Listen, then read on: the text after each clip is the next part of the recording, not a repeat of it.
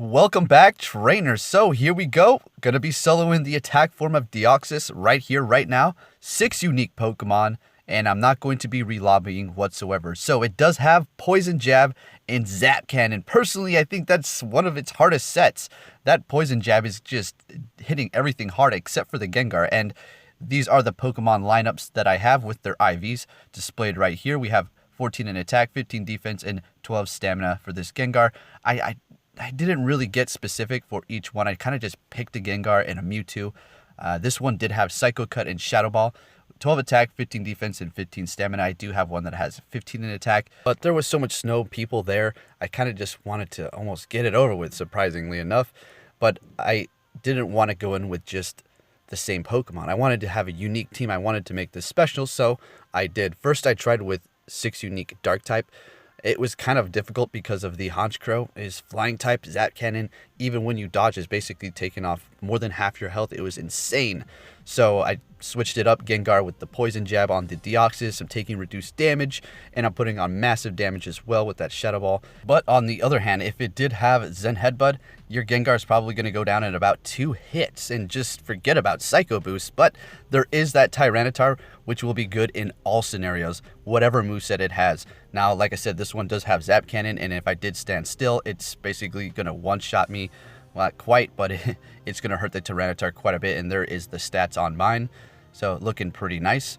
And then, of course, the Houndoom is going to be going in there. Now, it was cloudy out, so that Poison Jab was weather boosted, doing a lot more damage than it should, on top of the attack stat that this thing already has. So it was fun. It was fun, and I'm glad I didn't just go in with Tyranitars or just a full team of Mewtwo or something like that. If you do that, that's perfectly fine, but I mean, I've been waiting for this for so long. I wanted to actually try a unique team, and we'll put in some of the other tries with the Honchkrow in there at the very end so you can take a look at that as well. So let's go ahead and look at Deoxys stats and see what it has going on. What's the best moveset? It's not that you're gonna ever want to power this thing up, okay? That is for sure. It's just way too weak to do anything in Pokemon Go. That's as simple as that. Unless you're trying to run through a gym with everything completely decayed at the lowest level possible. I mean, even then, you're going to still have some difficulty trying to even get through 2 Pokemon. Here we are, Deoxys. Yep. So we've been over the stats before. That attack is just insane. 414, defense 46, and that is why we can solo it, and then stamina 137. Let's go ahead and look at these moves here. So best moveset is going to be Zen Headbutt and then Zap Cannon. So I was going up against that Zap Cannon, although it did not have Zen Headbutt. But here's the thing. I had all dark types, right? And then the Gengar in the front, which would have been replaced immediately if I knew it had Zen Headbutt, right? So I would have figured out another Pokemon to put in its spot. Anyway, what I'm trying to get at is if you're using Psychic type or Dark type Pokemon, you don't have one thing to worry about when it comes to Zen Headbutt or the Psycho Boost. Zap Cannon, it's just going to hurt everything quite a bit. So I recommend dodging once if you're trying to do that. You don't really need to, honestly. You can basically attack, and then probably re-lobby, even with its health regenerating, because you're going to be by yourself, and every time you exit out of a raid and have to heal up if you're by yourself and then enter back in, that raid boss is actually going to gain just a little bit of health, and you can still solo it even in that case there, okay? So yeah, I mean, the biggest threat, I suppose, may be Dark Pulse. Poison Jab, Dark Pulse as a Deoxys raid boss when you go up against it solo, probably maybe one of the most difficult ones. But, I mean, it all depends on what you're using. If you're trying to go in there with all Mewtwo's, Dark Pulse is going to destroy you. Psycho Boost, nothing. So best bet is Tyranitars all the way. If you're late and you're like, man, I'm not going to be able to do this with everybody else, if you have decently powered up Tyranitars with Bite and Crunch, and then maybe a few Mewtwo's with Shadow Ball and or maybe Gengars, hopefully if it doesn't have Zen Headbutt or Psycho Boost. I mean, if it did have Psycho Boost, you may be able to get off a Shadow Ball or 2 at least. So yeah, it's not too big of a threat. Doesn't matter what moveset it has. You should be able to just find a workaround if you have a good amount of Pokemon powered up. So if we go down here, Zen Headbutt, Poison Jab, right? Then we have Zap Cannon, Dark Pulse, and Psycho Boost. So we already seen all that. So Zen Headbutt is at 9.9 EPS. Okay, let's see what we have for Poison Jab.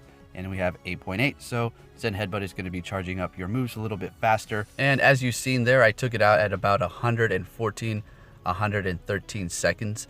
So not bad at all. Absol just hanging on for dear life. I was happy I was able to do that with 6 unique Pokemon with that moveset, as well as not re-lobbying. And if you had to, as you've seen, I had plenty of time left if I had to do that. So if you're trying to as well and you don't have all these Pokemon, you should still be fine, because you don't even need super effective necessarily. Just high DPS Pokemon. And there we go. We caught it on our second ball, and this one isn't actually bad whatsoever. Not that it really makes a difference, because I'm not going to be powering it up unless something changes dramatically in Pokemon Go that benefits Pokemon with lesser stamina and defense. So here we go. 15 attack, 12 defense, and 10 stamina. So it's pretty good. I'm happy with my first one. I was thinking about going and trying it out in some gyms, but we're going to do one better. We're going to go ahead and try it going up against one of the team leaders in PvP and see how well this thing does. I mean, look at its DPS at level 20, 35.4. I mean, that's amazing. Poison Jab and Dark Pulse, what a beautiful moveset. I mean, Psycho Boost, you would be getting stabbed, but with Dark Pulse, you do, have a little bit of coverage against things that you're not going to be super effective to otherwise with your Psychic moves, so that's pretty nice. All right, let's go do some PvP with it. Okay, so I just did this, and wow, I don't know why I'm surprised or anything. I'll give it that we were in the Ultra League, and yes, it is under 1400 CP, but it can't even get through one Pokemon, barely. I mean, it did, but not too well. It's so bad. All right, so look, there we have Volt Switch. You got half health gone after 2 Volt Switches, 75% gone after 3. Barely able to get off that Dark Pulse, and I was thinking this better one-shot it. The computers don't block, unfortunately, not to give you any sort of challenge whatsoever. Anyways, out comes the next one. I mean, it's game over. Yeah, down it goes. Okay. All right, so let's try another team leader to see what we have going on here. Like I said, it's not very surprising, right?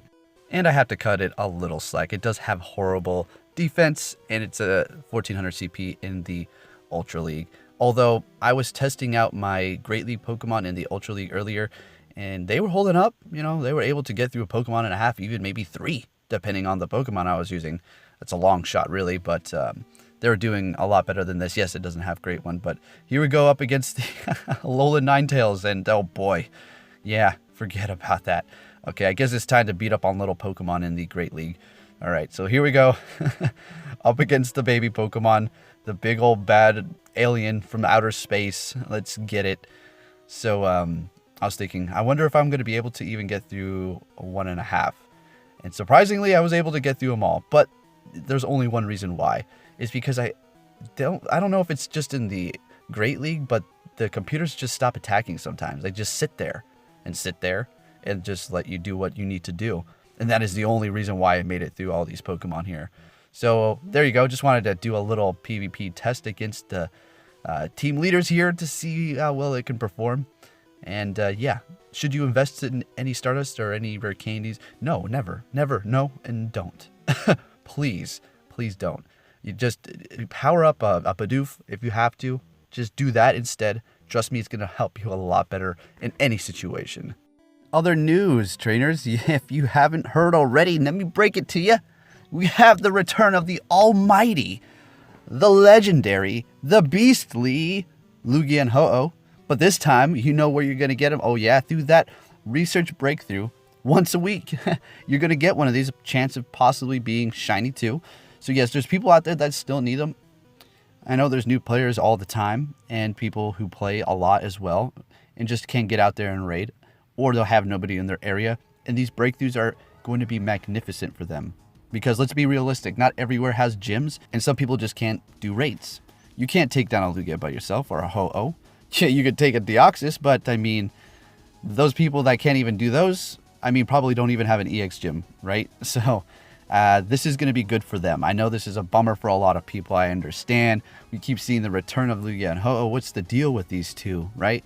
Where's Sacred Fire, right? I want something like that for Ho-Oh because it's okay, but it's not great. I've battled it a few times at PvP and it just gets wrecked because of its coverage. It's okay if there's a golem out there, forget about it anyways. You have the Rock Throw, that's 4 times effective. That's going to drop like hard. Anyway, there you have it. Some research breakthrough for next month. Lugia and Ho-Oh coming in. Good luck on that shiny. Alrighty, trainers, and before I let you go, I do have another EX pass for the next round, so I'll be able to do another challenge there. That should be pretty fun. I also want to go ahead and take a look at my Croagunks because I hatched about 4 so far. Alright, so here we go. There are my Croagunks, and this is my most recent one here, so it's not bad. I mean, it's not great by any means. HP, it's max HP, not bad. And like I said earlier, I think I was talking about this. If you're not too concerned about the IVs, don't worry about it. The higher CP, the less Stardust investment, better off trading them if they're not that great, so you can possibly get a lucky. And that's your best bet, really. But when it comes to PvP and IVs, don't worry about it too much. You just have to remember just maybe your attack. You want that to be your best. But when it comes down to the nitty-gritty, it's just about the moves, right? It's just about your moves, coverage, and how you play your cards. So with that said, trainers, thank you for watching, and I'll be catching you all next time. Take care.